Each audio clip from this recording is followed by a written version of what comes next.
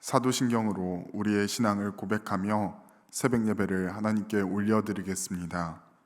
전능하사 천지를 만드신 하나님 아버지를 내가 믿사오며 그 외아들 우리 주 예수 그리스도를 믿사오니 이는 성령으로 잉태하사 동정녀 마리아에게 나시고 본디오 빌라도에게 고난을 받으사 십자가에 못 박혀 죽으시고 장사한 지 사흘 만에 죽은 자 가운데서 다시 살아나시며 하늘에 오르사 전능하신 하나님 우편에 앉아 계시다가 저리로서 산 자와 죽은 자를 심판하러 오시리라. 성령을 믿사오며 거룩한 공회와 성도가 서로 교통하는 것과 죄를 사하여 주시는 것과 몸이 다시 사는 것과 영원히 사는 것을 믿사옵나이다. 아멘.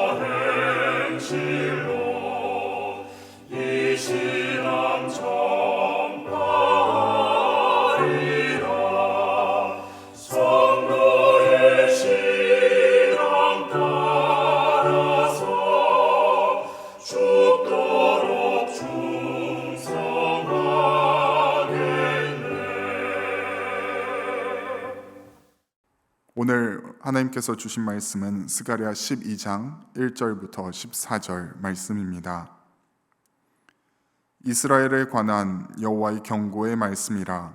여호와 곧 하늘을 펴시며 땅에 터를 세우시며 사람 안에 심령을 지으시니가 이르시되 보라 내가 예루살렘으로 그 사면 모든 민족에게 취하게 하는 잔이 되게 할 것이라.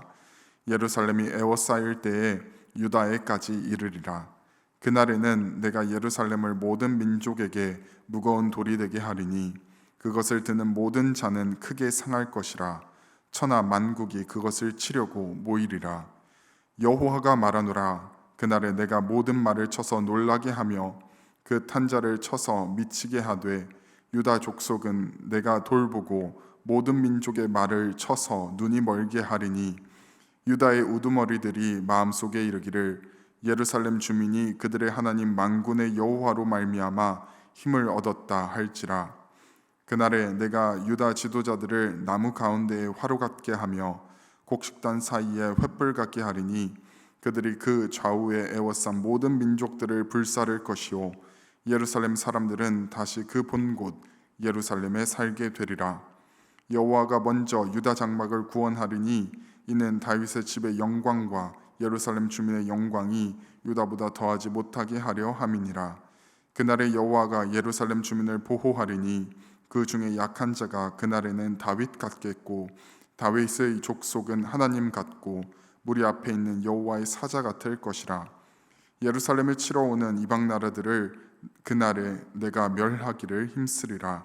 내가 다윗의 집과 예루살렘 주민에게 은총과 간구하는 심령을 부어주리니 그들이 그 찌른 바 그를 바라보고 그를 위하여 애통하기를 독자를 위하여 애통하듯 하며 그를 위하여 통곡하기를 장자를 위하여 통곡하듯 하리로다.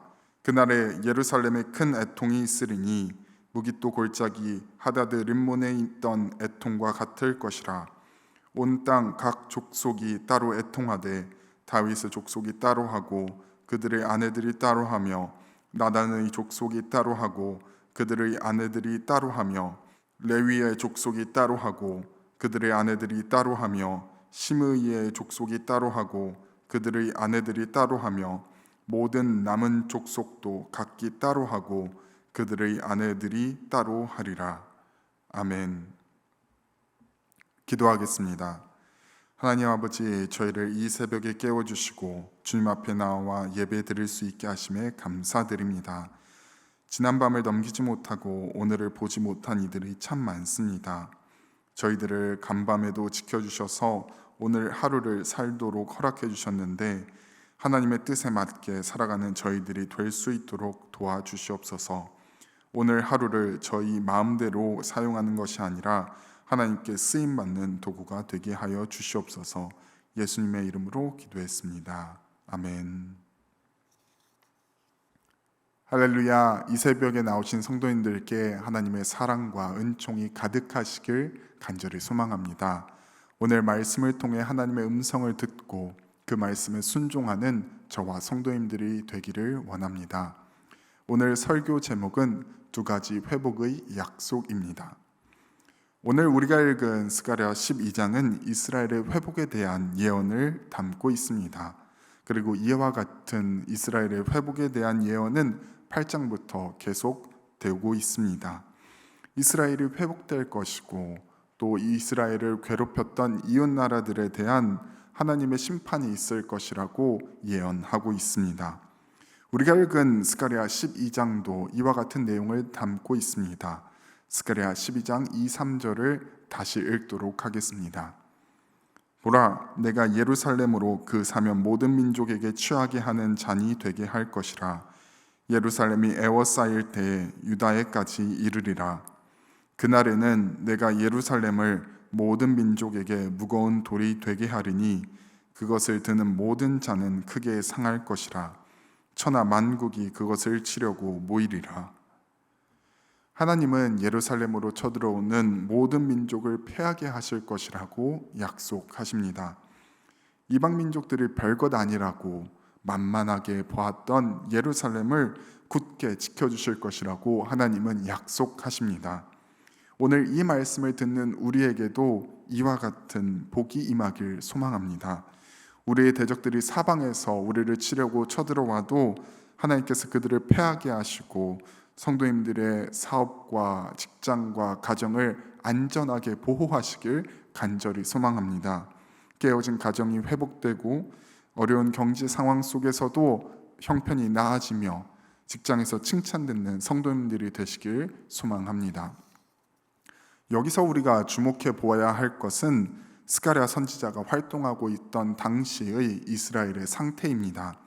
그 당시 이스라엘 백성들이 있던 예루살렘은 예전에 그 명성을 잃어버린 지 오래입니다. 이스라엘 민족은 바벨론에 70년간 포로 생활을 하다가 고레스 왕의 칙령으로 겨우 예루살렘으로 돌아올 수 있었습니다. 이스라엘 백성들이 힘이 있어서 자신들의 힘으로 성취해낸 것이 아니라 왕의 명령으로 인해 겨우 돌아올 수 있었던 것입니다. 또한 예루살렘에 돌아와서 성전을 지을 때도 사마리아인들이 방해하자 아무 힘도 없이 16년 동안이나 성전 짓는 것을 중단할 수밖에 없었던 백성이 바로 이스라엘 백성이었습니다. 하나님께서 이런 이스라엘 백성들에게 회복을 약속하신 것은 지친 사람을 강하게 하시겠다는 정도의 약속이 아니라 죽어가는 사람을 살려서 강하게 하시겠다는 약속입니다. 마치 요셉이 죄수의 신분에서 총리로 거듭난 것처럼 말입니다. 그렇기에 5절은 이렇게 말합니다. 유다의 우두머리들이 마음속에 이르기를 예루살렘 주민이 그들의 하나님 만군의 여호와로 말미암아 힘을 얻었다 할지라. 그들은 아무 힘이 없었기 때문에 예루살렘이 그들의 능력으로 굳게 선 것이 아님을 고백할 수밖에 없습니다. 하나님의 일하심이 너무나도 명확하기에 그들이 하나님이 아니라 자신들이 한 것이라고 하고 싶어도 그렇게 할 수 없을 것이라고 하나님은 약속하십니다. 혹시 지금 예배를 드리는 성도님들 중에 난 안 돼, 난 아무것도 없어, 난 나이가 많아 하며 하나님께서 하신 회복의 약속을 믿지 못하시는 분이 있다면 오늘 다시 한번 용기 내어 하나님의 약속을 붙잡길 소망합니다. 성도님들이 아무것도 없다면, 다시 일어날 힘이 없다면 그때는 하나님이 일하시기 참 좋은 때입니다. 우리로 하여금 하나님의 일하심을 부정할 수 없게 만들기 때문입니다. 우리가 아무것도 없다고 이제 끝이라고 손을 들고 하나님께 나아올 때에 하나님께서 우리를 능력의 오른손으로 붙드시고 회복하실 것입니다. 이렇게 놀라운 회복의 말씀이 12장에 담겨 있는데 12장을 시작하는 1절은 이렇게 말하고 있습니다. 1절을 다시 한번 읽어보도록 하겠습니다. 이스라엘에 관한 여호와의 경고의 말씀이라. 여호와 곧 하늘을 펴시며 땅에 터를 세우시며 사람 안에 심령을 지으신 이가 이르시되. 누가 들어도 누가 보아도 회복의 말씀이 담겨 있는 12장인데 그 시작을 여호와의 경고의 말씀이라고 표현하며 시작합니다. 그렇다면 왜 여호와의 축복의 말씀이 아니라 여호와의 경고의 말씀이라 했을까요? 이 모순되는 표현이 설교를 준비하는 내내 저를 깊은 묵상으로 이끌고 갔습니다. 묵상을 하고 여러 주석을 찾아본 결과 제가 내린 결론은 그 당시 이스라엘 백성들이 하나님을 신뢰하지 않았구나 하는 것이었습니다.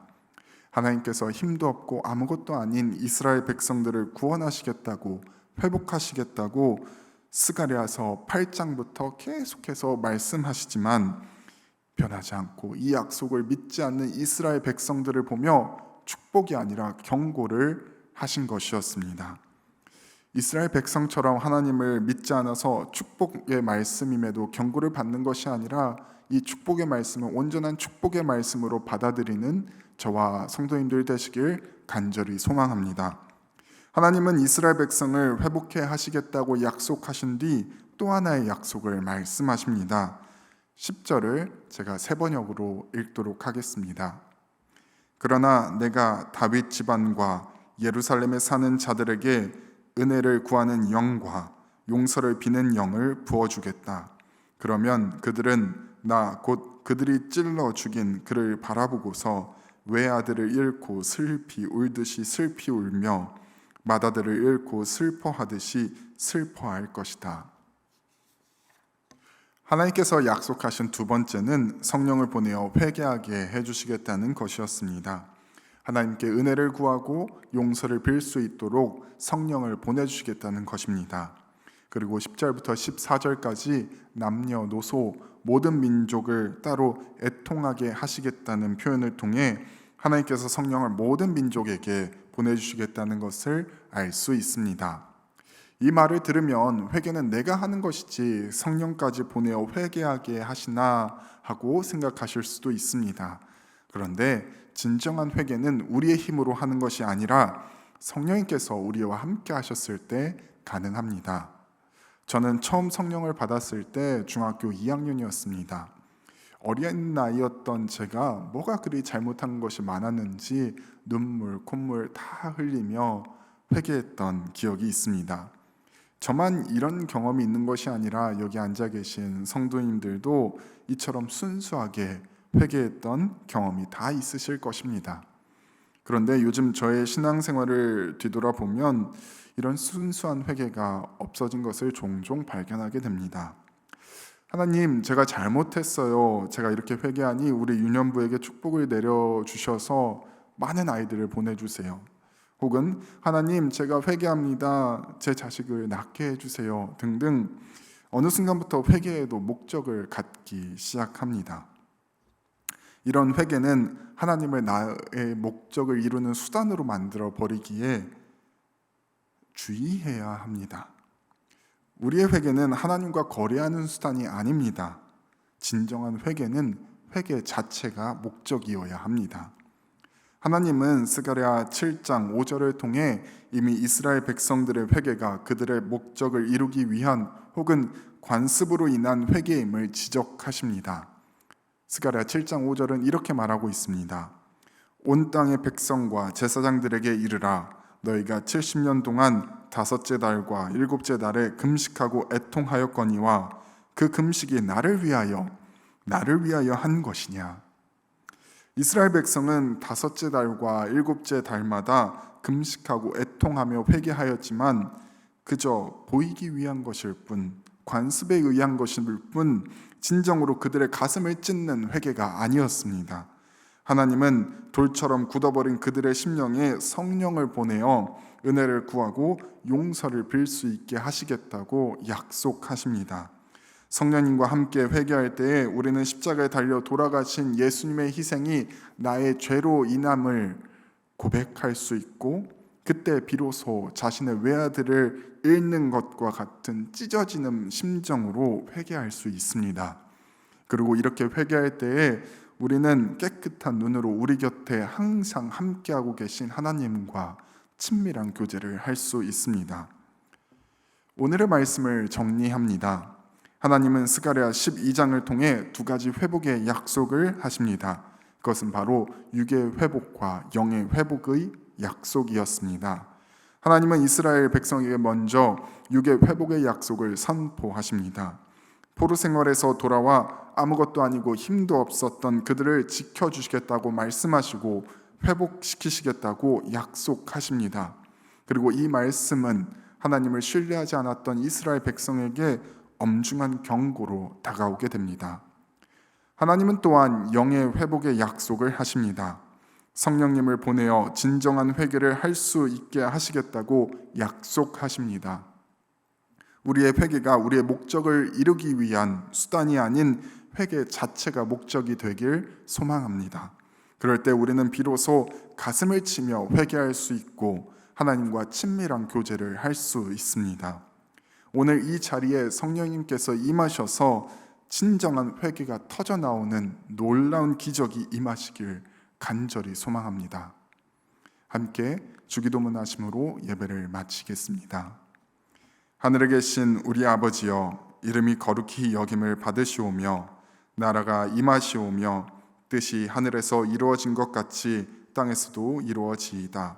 오늘 우리에게 일용할 양식을 주시옵고 우리가 우리에게 죄 지은 자를 사하여 준 것 같이 우리 죄를 사하여 주시옵고 우리를 시험에 들게 하지 마시옵고 다만 악에서 구하시옵소서.